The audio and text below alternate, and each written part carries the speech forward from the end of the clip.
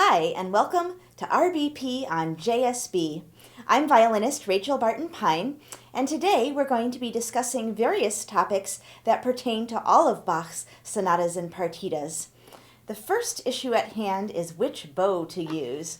I'm assuming that you're going to be playing on a modern fiddle, though a lot of what I'm talking about would certainly work on the Baroque variety, but for now we'll stick to the modern violin. But Baroque bows work on modern violins, and they have a lot of advantages. For example, playing 3- and 4-note chords, so much easier, so much less clunky than this guy trying to do it. But even more importantly, some of the gestures for the dance movements work so much more naturally with a Baroque bow.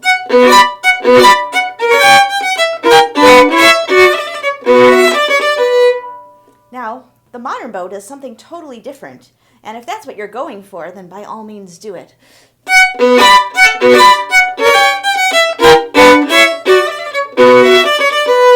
It's, more aggressive and stronger, but less somehow dancey and Baroque sounding. So of course we could lighten up, we could even move our hands up on the frog, and we could try to make this bow sound Baroque.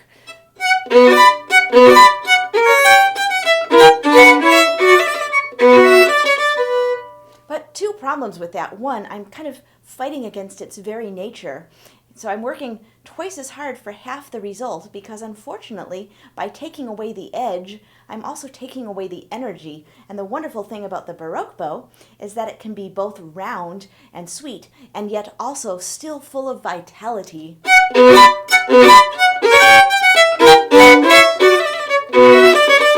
And best of all, it's just simply easier. And the wonderful thing is, just recently, you can buy a Baroque bow on the internet for just a couple $100 or so. You can get a top-of-the-line, high-end, best-you-can-get Baroque bow, handmade for $2,000 or $2,500, but on the internet you can get a decent one that really does work and play quite well enough to use in concert for just a few $100, sometimes even cheaper than that. So there's no excuse not to have one, at least for an educational tool, but I suspect you'll like it so much you'll end up performing with it. So what are the differences between the Baroque and the modern bow? Well, basically, the bow itself was invented around 1,000 years ago. Prior to that, people would pluck strings or they would strike them to make them twang and stuff like that. And then somebody had the great idea that you should take a curved piece of yew wood, the same kind as for hunting, not horsehair at either end, and with this primitive device they started drawing it across the strings of the ancestors of the violin, the early medieval stringed instruments, and the violins could now sing, and the world was never the same. Well, not violins, but pre-violins. Anyways, the Baroque bow is along the way in the evolution. You can see that it's still curved outwards like the old medieval bow. It now has a screwing mechanism, still no ferrule, and of course the pointy tip. And the modern bow is a completely different instrument. It's curved inwards instead of outwards, longer. You can see the difference in length here. Modern bow is quite a bit longer, has a hatchet head. It's just a complete aerodynamic departure. Different type of wood as well. Modern bows made out of Pernambuco, Baroque bows made out of snake wood or ironwood. And by the way, when you're buying a Baroque bow for yourself, make sure you don't get a Baroque-shaped bow made out of Pernambuco wood, because it's not going to function well or sound good, and it's kind of pointless. So a Baroque bow is only a Baroque bow if it's made out of the right kinds of wood that make it do the right kinds of colors and articulations. And so the modern bow came into existence around the same time that the violins were being modernized. Late 1700s. Existed in the world before that for a few hundred years. So actually, and of course this was the bow that was in use at the time of Bach. Now authenticity is never a good argument in and of itself, because if it doesn't work, then who cares if it's authentic? But as I said earlier, it really, I think, does work better. One thing you want to be sure of when you're learning how the Baroque bow feels is to let the bow lead you, let the bow guide you and show you what it wants to do. And so if you're used to sustaining certain spots or doing certain bowing patterns and they don't feel right. Well, maybe that's because they're not right for this bow, and maybe your tempo is too slow. Maybe you're trying to have a note shape that's unnatural to this type of stick. Maybe you're trying to have a bowing pattern that is working against it. So throw away all your preconceived notions or anything you might have done with the modern bow. Let this one teach you what works. And then, as I said, if you ultimately decide you still want to perform with the modern bow, at least you'll have experienced the Baroque bow, and it can really teach you a lot of things about tempos and phrasing and color and all of the things that it does basically on its own, and you just have to let it guide you. So there's a lot of other issues to consider when it comes to Baroque music besides what tool is in your hand. Sometimes when I'm choosing a bow, I feel like, I've never golfed in my life, but I imagine it's like, okay, which iron do I need for this particular shot? So it's like, okay, which tool's going to work best for the task at hand? But either way, then there's a lot of other things to consider. And of course, being historically informed is not just a matter of, well, I'm going to do it this way because that's how we think that they did it in the Baroque based on having read, 20 treatises. Well, okay, that's fine, but is your audience going to enjoy it? That's the ultimate arbiter of whether you should do it or not, is do you like it? Do you think your listeners are going to like it, etc.? Does it feel good? Does it sound good? So being historically informed is important because it can give you ideas and lead you to do interesting things that you might not have otherwise thought of. And it's a question you have to ask yourself, how much do you care? Do you really care if you're playing in a Baroque music in a Baroque-ish way? Or do you not really care about all that informed stuff and you just want to play the violin the way you play the violin? If it's Brahms, if it's Shostakovich, if it's Mozart, if it's Bach, it's all the same to you. Well, if that's the way you feel, that's fine. But I think it's still important to know what people consider, what the great scholars have come up with as far as studying all the sources they possibly can, including iconography, manuscripts, treatises, etc., etc. All of these resources to come up with what we tend to think of as general rules that are pretty incontrovertible as far as how things were done back then. You should still know what those are so that if you choose not to do them, you know that you're making a choice and not just doing something from a place of ignorance, because it's perfectly fine to choose not to do something, but if you're just doing a certain fingering because that's the finger you think that you like, but you don't know if it's Baroque or not, then maybe you should get a little more information. So that's basically the scoop. And so what are some of these things that you need to know about? Chords, always rolled up, never rolled down. Rolling chords down didn't exist till the 20th century. Bartók, Izai sonatas have lots of chords rolling down, but that really never happened in the Baroque era, not on any instrument, and definitely not on the violin. Maybe that's going too far. Maybe there's some instrument it did happen on. I don't know. But never on the violin, that's for sure. And so you have to bring out whatever voice it is by just how you emphasize it and how you time it and things like that. Also, chords were not dogmatically 2 + 2. In fact, that was probably a less frequent choice. You wouldn't necessarily every time you had a 4-note chord or for your 3-note chords. You would usually roll them, and by rolling them, I don't mean 4 separate notes, because then you miss the harmonies. You would do different kinds of rolls depending on what you needed in that particular spot, how emphatic versus delicate it was, what the tempo is, what the harmony is, whether it's intense or just, calm, etc. And so if you're going to do a rolled chord, the fanciest version, I'll break this down for you. It seems easy once you get used to it, but it seems hard until you do. So starting with 1 note, then 2, then another 2, the middle 2, then the top 2, and then a single note. So 1, 2, 3, 4, 5. The 5-part rolled chord, but happening so naturally and roundly that it just sounds like a beautiful rolled chord. And that's a great way. In fact, I do that on the very first note of the whole entire Sonatas and Partitas.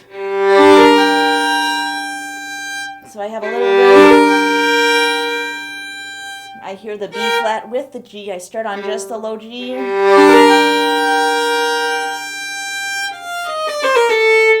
You can't really hear those 5 parts, but I'm not doing 2 and 2.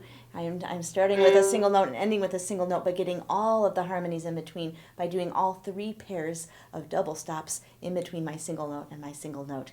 Sounds more complicated than it is, but just do it very slowly to practice.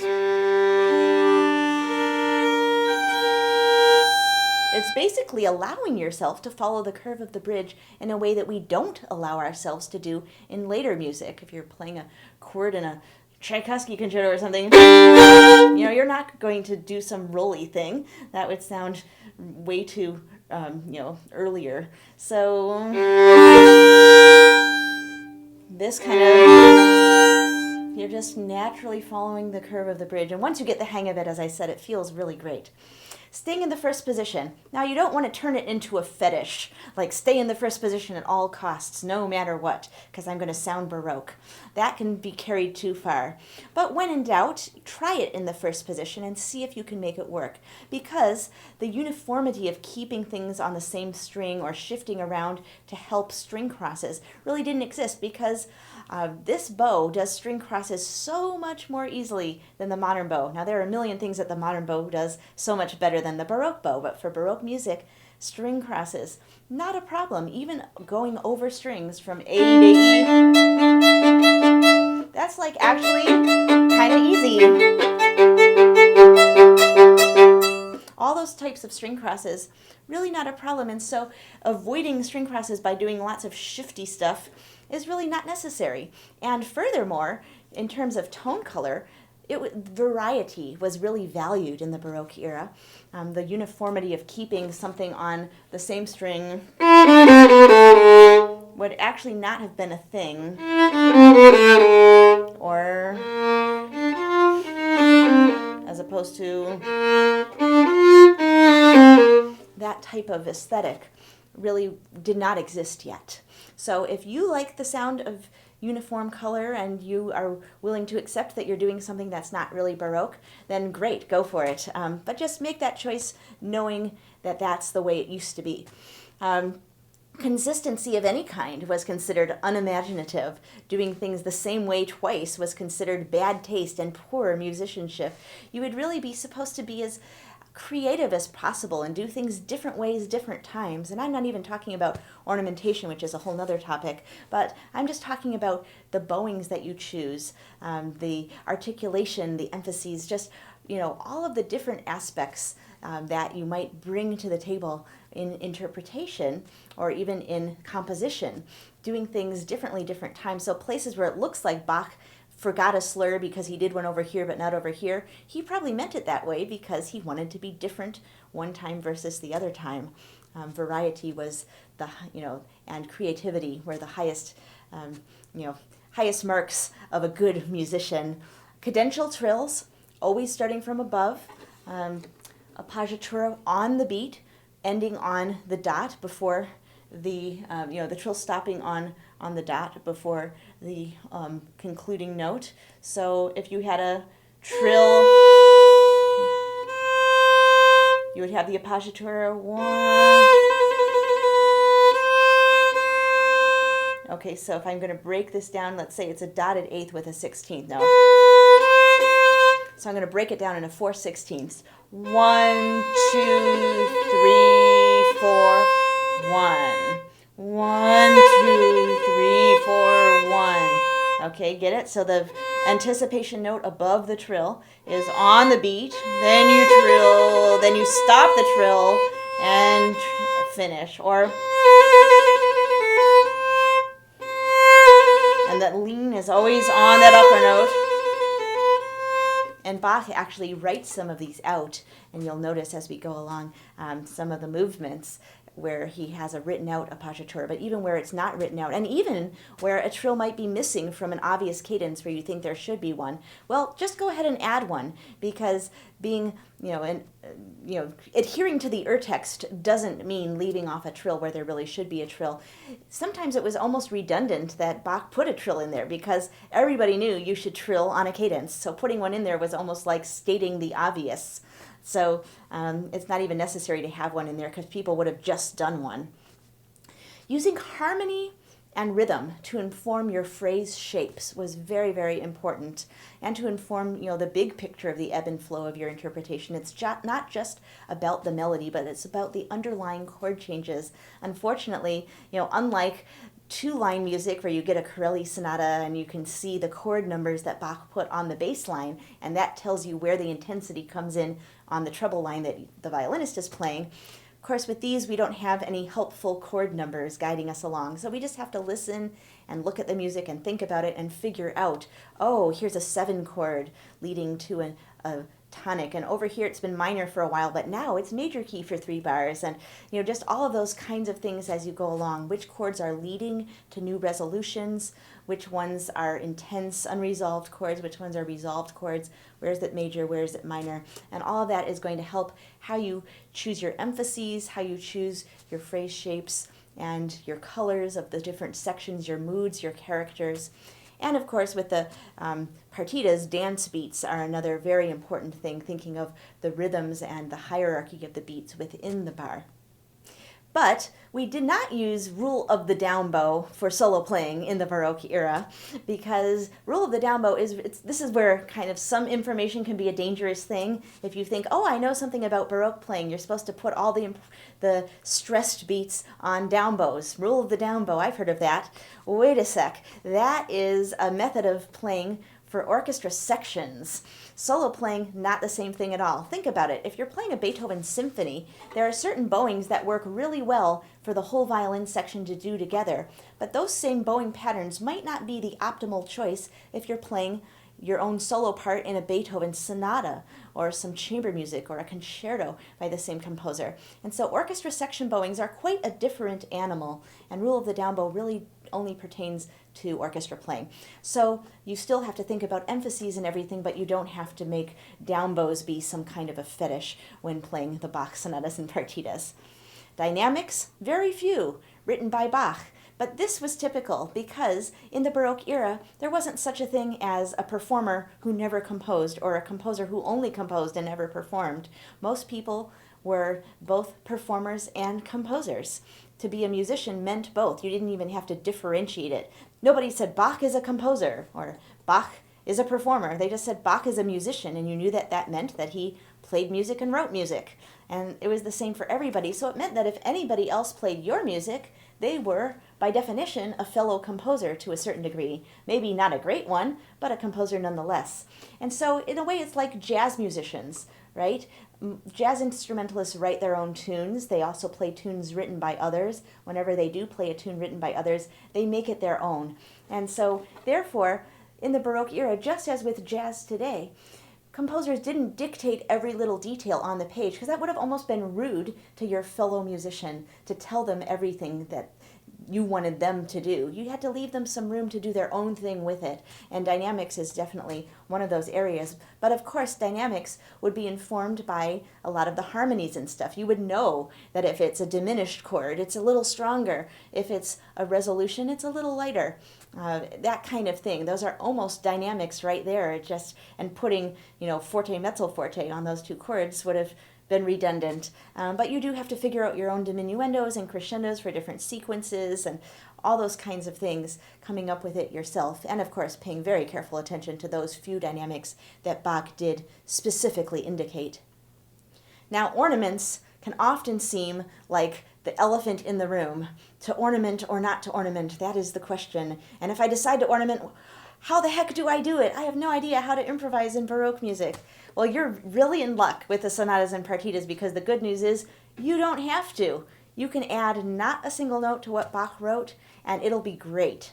And it'll still be historically informed if that matters to you, because Bach actually wrote a lot of ornaments into his music. There's two very big obvious examples, the first movements of the G minor and A minor sonatas with all of those written out ornaments, but even the other ones are complex enough that they don't need any, what's that expression, gilding the lily. However, if you are experienced in ornamenting Baroque music, as I am, having done it for way more years than I can count. Then if something spontaneously occurs to you, especially like in a repeat, if you do an A section and then you do a second A section, and like you want to add a little melisma over here or a little flourish over there, then by all means. But don't stress about trying to compose them and write them and figure some out, because if you don't, it's not going to be Baroque. Well, just don't worry about it. Much more important to think all the thoughts you possibly can about how to phrase and how to make the characters and how to make the articulations and all of the other details of interpretation. Those can consume you for a lifetime with this repertoire, and you might not even ever get to ornaments, and that's perfectly fine. But if you are curious about playing Baroque ornaments, the place to start is with simpler music. So, not really simple at all, but take the Curly Sonatas. They're simpler than the Bach, at least. And there's a great resource, which you can actually find for free online at the moment. There's an edition of the Curly Sonata, not the original print, but a print that existed within his lifetime, was published while he was still alive. It's the Roger edition, R-O-G-E-R, and it's the first 6 of his 12 Opus 5 sonatas. And it's actually 3 lines. You have the bass line with the chord numbers, and the top line is the melody as Corelli wrote it, and then the middle line is a whole set of potential ornaments. And so it shows you how you can decorate these melodies. I don't remember what's in the Roger, but I'll just show you the opening of one of my favorites, the C major sonata number 3. So this is what Corelli wrote on the page.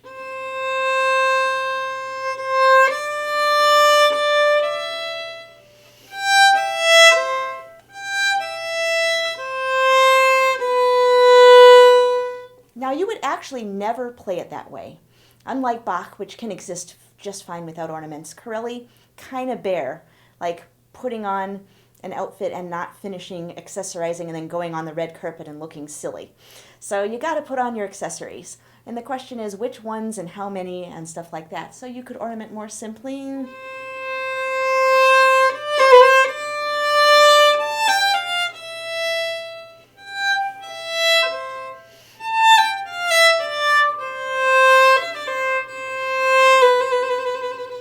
Or you could go, hog wild with it.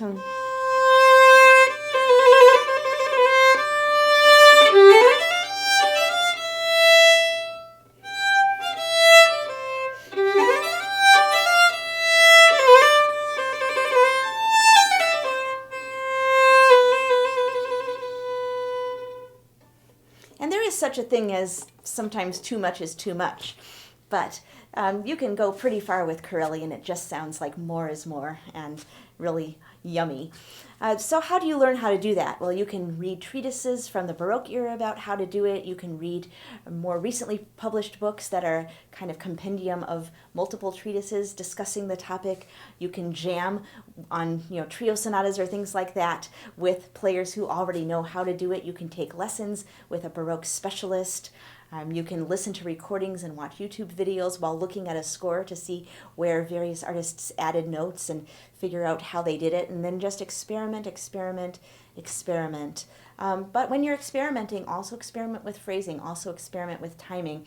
It doesn't make sense to ornament something that doesn't have a legitimate interpretation. That would be like choosing jewelry before you even know what your outfit is. How do you know if that's the right necklace and earrings if you don't even know what the gown's color is? So first you got to choose the gown, then you can accessorize. So you got to make your interpretation really clear and then enhance the interpretation with the ornaments. And like I said, ornaments, least important thing in a way. Adding and changing slurs is actually another way you can have variety. Take the double of the Sarabande from the B minor partita.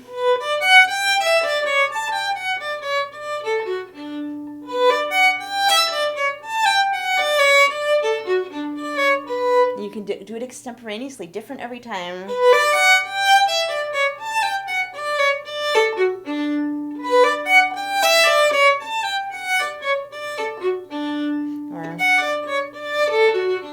mean, there's a million options, and you can just experiment.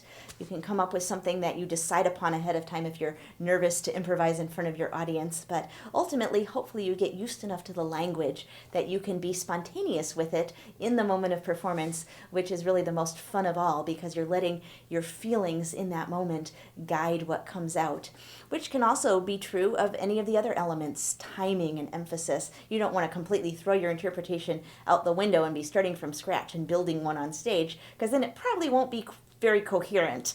But in terms of exactly how much time in a place that you know you're going to take time, but exactly which color, in this place where you know where you're going to be delicate, but exactly which shade, all of that can be spontaneous. And that's part of the improvisation of live performance as well, even if you're not adding a single extra note. Dance movements can have ornaments, especially in their repeats. Let's do a melody that I'm sure you all know.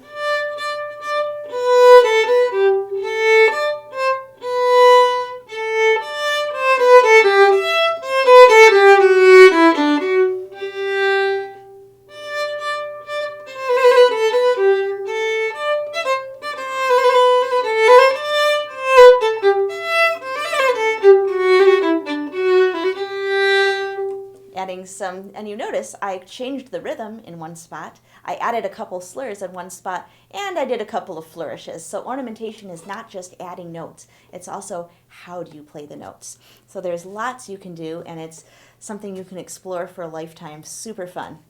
Vibrato, that's a big one that everybody asks about. Should I vibrate or not?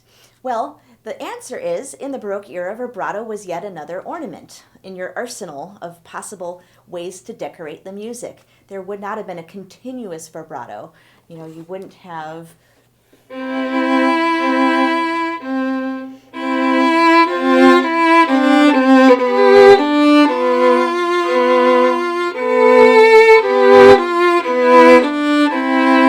Now, someone could say, okay, well, what if Bach and his contemporaries didn't play that way because they hadn't yet figured out how to do it or hadn't thought of it or whatever, but had they only known that continuous vibrato was a thing, then they would have loved their music to be played that way.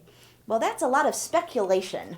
That's like saying, well, if only Bach had known about, you know, the Steinway grand piano, he would have preferred for his harpsichord music to actually be played on piano. How the heck can we know? We can't somehow have a time machine and go back and get Bach and then bring him to the 21st century and ask him. And I mean, this is such speculation, it almost becomes a meaningless argument. However, if you love continuous vibrato so much that you can't bear to play the beautiful music of Bach without it, then more power to you. Go for it. You know, anything you do that you do well can be great.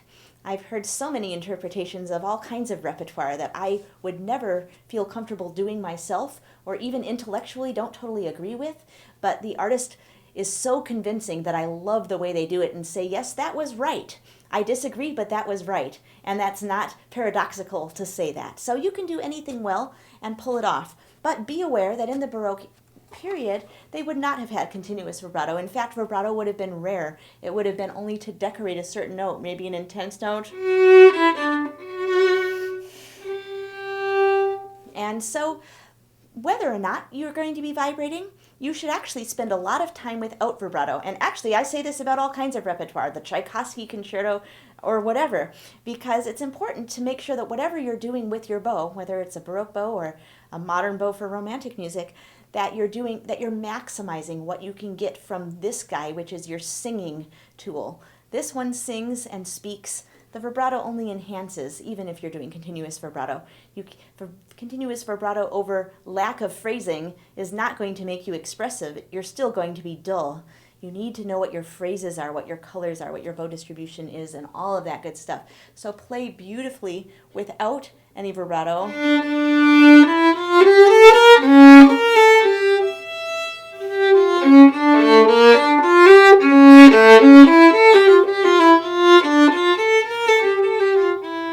And really figure it all out, maybe under tempo and then at tempo.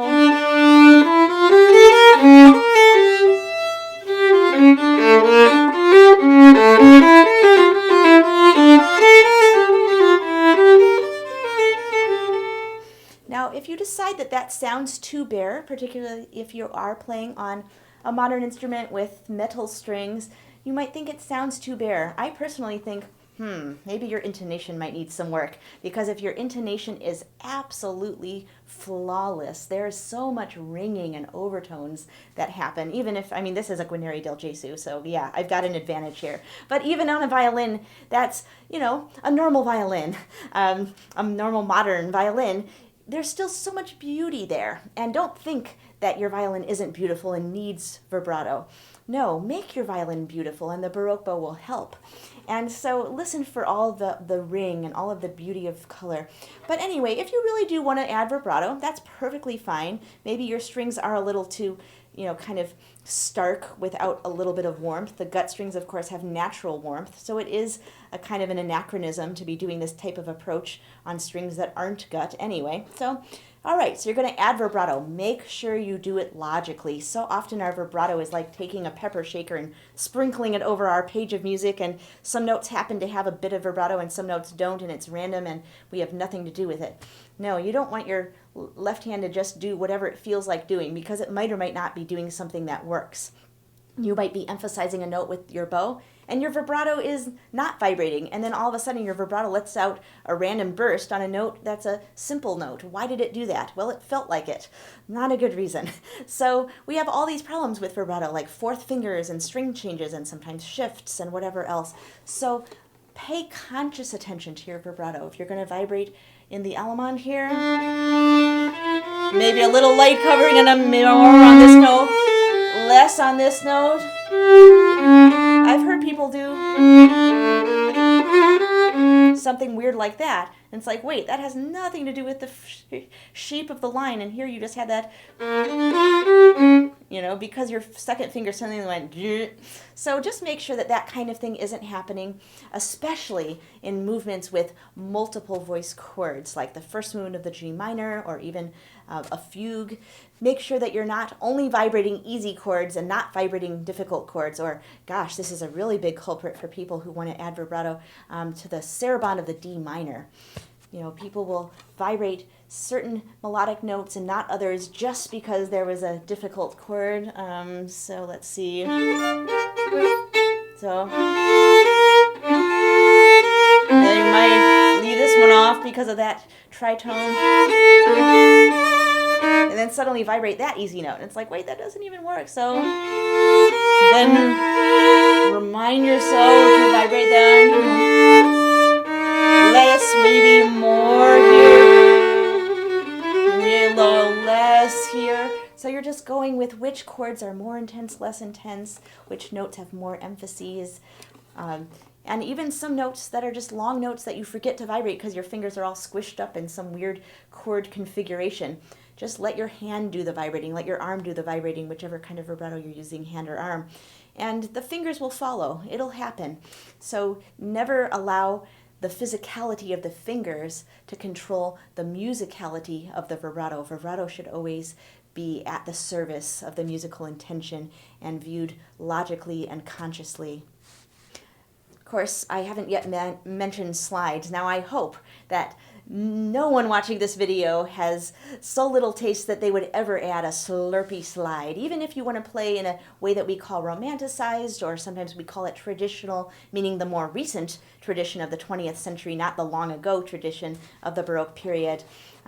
Even if you play in quite a traditional way, like the old greats. I'm using the wrong bow for it, but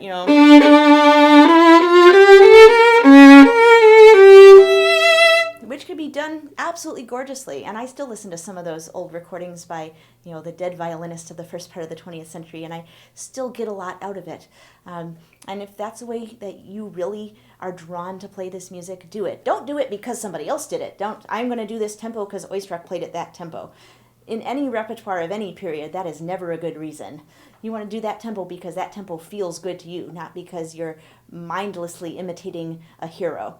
But in any case, I hope that nobody would be tempted to slide. Those guys really didn't. Yeah, so don't be tempted to do anything gross.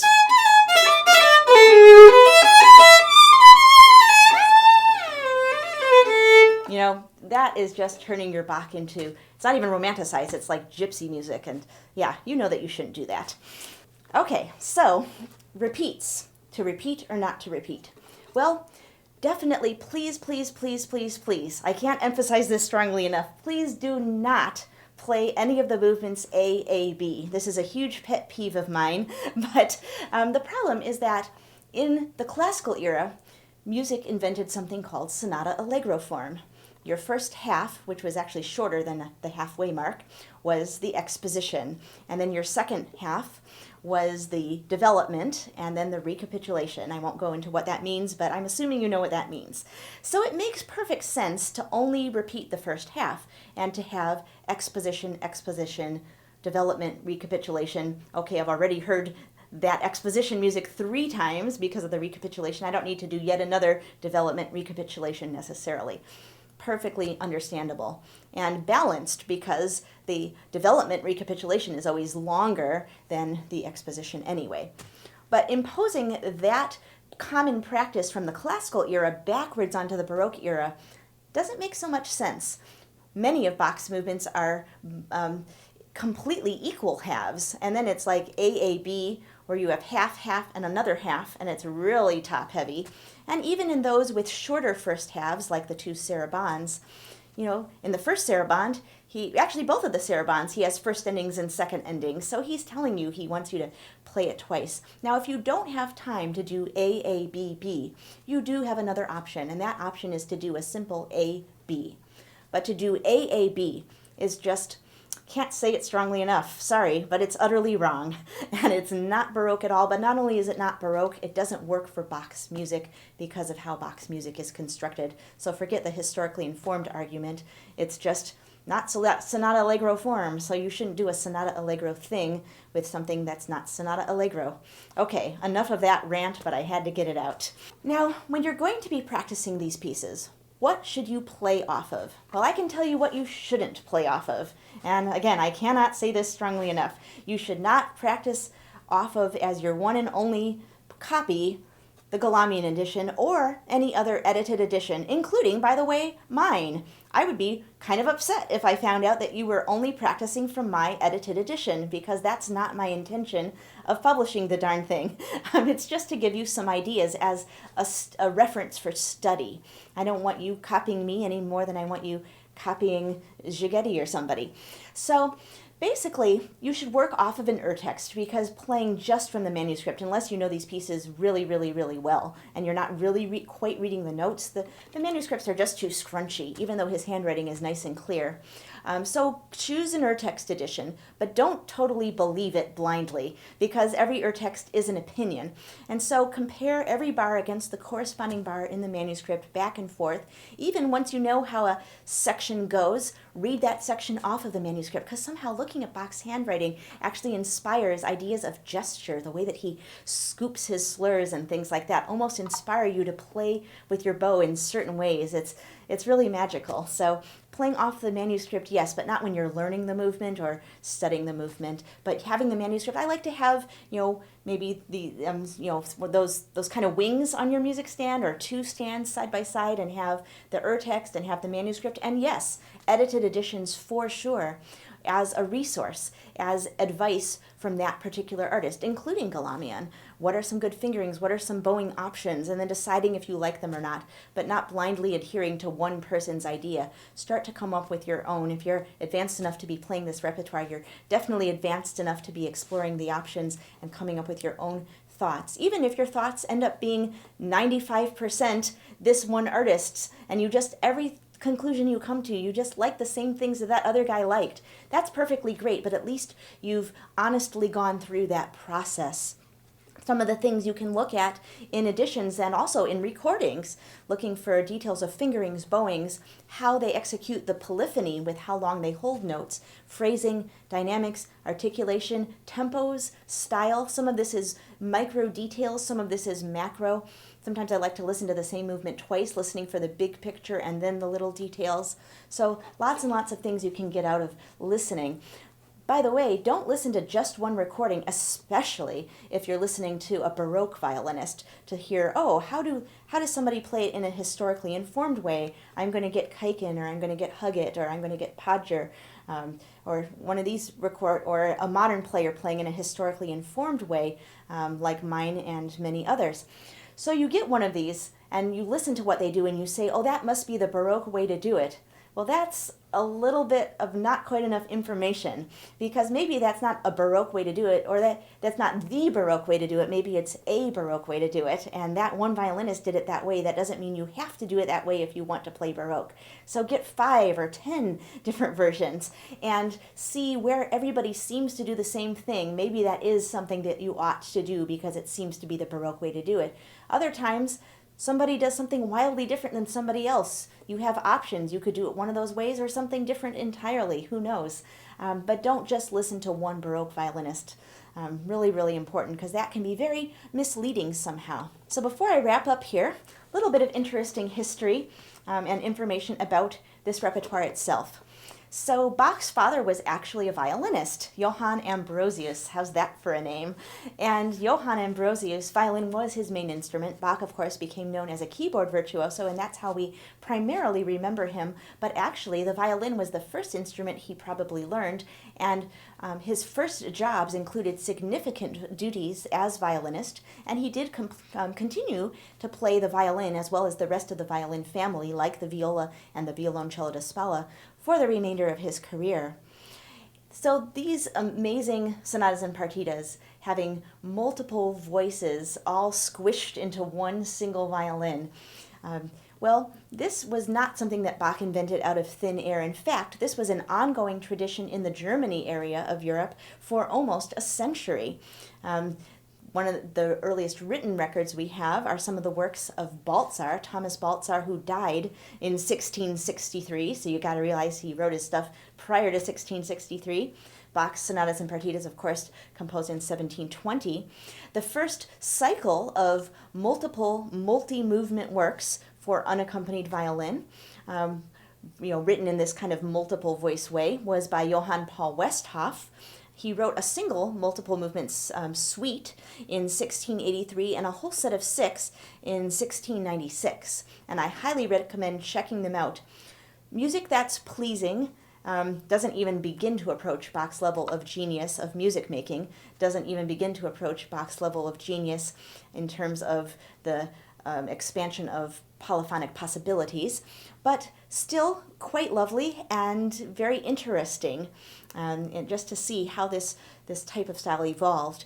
Bieber, of course, Heinrich Ignaz Franz von Bieber, that is, wrote a single movement, his Passacaglia in G minor, amazing piece, written around 1676 or so. It was the bonus piece on the end of his cycle of 15 sonatas for violin and continuo, called the Rosary Sonatas, each one for a different one of the 15 mysteries of the Rosary. It's a Catholic thing. I didn't know about it till I looked it up because I'm not Catholic, but it's pretty cool. Lots of very colorful stories, different cross-tuning for each of them, which is pretty wild. The most extreme example of that, actually, historically to date, believe it or not. But the Passacaglia you can totally do. It's tuned normal G-D-A-E and is actually the longest single movement for unaccompanied violin prior to Bach's Chaconne, and an absolutely emotional journey, just an amazing piece that people play all the time, and rightfully so. Right before Bach, of the same generation, the greatest violinist in Europe, Johann Georg Pisendel, in 1717, wrote an unaccompanied sonata. It has 3 movements, unaccompanied slow movement, which has a lot of written out ornaments, just like Bach did in 2 of his sonatas, then a fast movement, and then a jig and variation. Very interesting stuff. And interestingly more so, is the fact that contemporaneous sources say that Pisendel used to play fugues for unaccompanied violin. Well, this brings up the question, was he playing Bach's fugues? If anybody alive besides Bach could have played Bach's fugues during Bach's lifetime, it was Pisendel. He was an even better violinist than Bach, who was no mean violinist himself. So he might have been playing Bach's fugues, or he might have been playing his own fugues that he composed and just never wrote down, or he might have been improvising fugues Actually, organists, even today, still improvise complex contrapuntal music. And back in Bach's lifetime, people of all instruments used to improvise incredibly complex things. It seems impossible to think of, but really, what is any of this music that I've just been mentioning? It's written down improvisations. The compositional process is a process of brainstorming, and these guys got so good at it that they could do it spontaneously in front of an audience and not fall on their face. It's kind of amazing. There is one guy named Nicholas Bruns. He lived from 1665 to 1697, and he would do the one-man band thing. He would play two-part music on his violin while simultaneously playing a third voice with his feet on the organ pedals. Now, Bach, being a virtuoso on both instruments, could have surely pulled off this masterful feat. But I'm sure he had too much good taste to ever actually do a circus trick like that. But it's funny to think about Bruns sitting there on the organ bench playing his violin and pedaling the pedals and impressing everybody back in, the late 1600s. So after Bach's cycle was written, it's still clouded in mystery. Who did he write it for? Did he write it for himself? Did he write it for Pisendel? After it sort of fell into obscurity, people who first sort of rediscovered these works thought, well, maybe it was just an experiment, a didactic exercise, not really meant to even be played on the instrument. But there's a fingering in the gavotte of the E major partita. Surely there wouldn't be a fingering in this music unless it was really meant to be played. And now that we know about all this other music and this long-standing tradition and everything, Bach could have pulled it off. Totally, he could have. So then people thought, okay, it is possible to play, but it must have been music meant for study, kind of in the realm of etudes.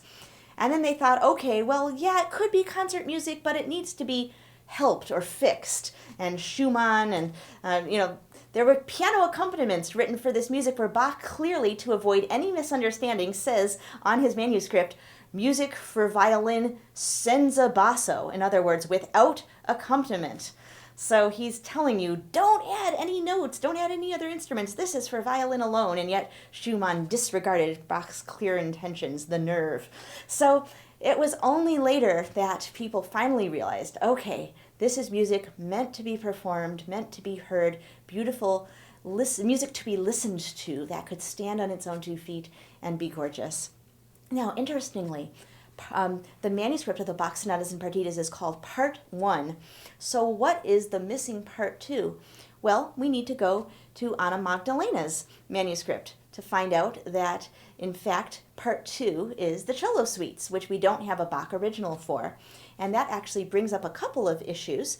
Well, first of all, it's interesting. Honor Bilsma has a theory that Part 1, the Six Sonatas and Partitas for violin, is seeing how many notes, what's the maximum number of notes that Bach could squish into a four-stringed instrument, and that Part 2, the six suites for cello, is an exercise in how few notes can I compose and still imply all of this stuff that's going on. So that's an interesting theory.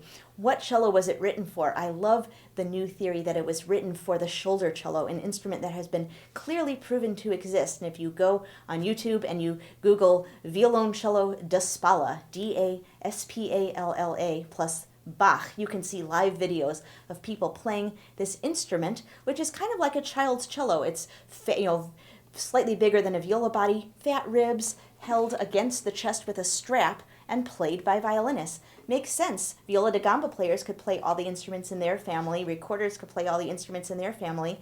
A violinist playing the cello in a violinish way, well, that makes total sense. And there's a lot of documented evidence that this indeed happened, both written evidence about certain violinists playing the cello, and it clearly wasn't the leg cello, as well as the music itself, with certain bariolage passages and certain extensions, as well as pictorial evidence, what we call iconography. Anyway, this is not a lecture about the Violoncello da Spalla, but someday I hope I own one so I can play Bach's cello suites on it, just like Bach himself no doubt did. But anyways, the Anna Magdalena manuscript, the cellists don't have a Bach manuscript, so they use the Westphal Anonymous and they use the Kellner, and actually, you may not realize this, but violinists have those same manuscripts. Sometimes we don't bother to look at them because we have the Bach original, but in all of these cases where it's like, well, what did he mean by that slur? Sometimes it's interesting to see, well, what did his colleagues think he meant? What did his own wife think he meant? Actually, half the time, she's obviously as confused as us because she just kind of hedges her bets by making the slur so high above the notes that you really can't tell which notes it belongs to. So she's like, okay, it's going to be in the vicinity of what my husband did, but I'm not sure what he meant, so it's around here somewhere. But definitely look at those other manuscripts. They're available online. You can find them. And be aware that some texts draw upon various manuscripts instead of just the Bach, which is an interesting thing. Quick word about the three sonatas. First of all, the three sonatas and three partitas follow a tradition that was really codified by Corelli in 1700 with his Opus 5 12 sonatas. 6 of them in Sonata da Chiesa style, which is translated as church sonata, slow, fast, movements that would be considered appropriate for playing in a worship service. And then the other 6, Sonata da Camera, chamber sonatas, suites of dance movements, which would be considered completely inappropriate for playing in church. Bach has half of his sonatas as Sonata da Chiesa and half as Sonata da Camera, church sonatas, dance suites, alternating them rather than half and half. And actually, of course, Bach was such a religious guy that even his dance suites somehow have a spiritual feeling nonetheless. So always a slow movement, a fast contrapuntal movement, or faster, that is, the fugues, slow movement in a contrasting key, and then a perpetual motion like faster movement. To conclude, that is the sequence of Bach's three sonatas. And the fugues, of course, get increasingly longer and more complex, and conversely, the movements that follow the fugues go from the three-voice texture of the first third movement, then the two-voice texture of the second third movement, and then the almost just one-voice texture with a few little accompanying notes of the last third movement. So there's a nice symmetry there. And the partitas themselves have a nice symmetry. We go from a 4-movement, because the doubles are really just part of the same movement, a 4-movement work to a 5-movement work to a 6-movement work. So there's that. There's also stylistic symmetry because we're going, or progression I should say, because we're going from a partita, the B minor, which is really looking backwards to the aesthetic of the 17th century, the 1600s, to a partita, the number 2 in D minor, which is solidly within the sort of Italianate mainstream musical language of the time, to the third partita, which is totally French in its influence and is really the hip, modern, fashionable, new kind of style. So what you might call past, present, and future. To us, from the 21st century perspective, they all seem like old Baroque music, but to someone from 1720, they would have really experienced this past, present, future kind of a thing. Bach also indicates stylistic or even national differences in the types of dances of the same name by spelling them differently deliberately, sarabande versus sarabanda, or giga versus gig, and all of that. And he definitely sticks to the conventions of form in all of his dances, even though they weren't meant for accompanying actual dancers. He still has all of the appropriate beat patterns and structure of the movements so that you're really accompanying a dancer in your imagination, even when you're playing this concert music. Well, I could talk on and on for another 6 hours and not run out of material because there's so much to say about Bach, but I'll let you carry on from here. And there are a million great books about Bach, generally about the sonatas and partitas specifically. You can never run out of things to explore with this amazing repertoire. I'm Rachel Barton Pine, and thanks for watching RBP on JSB.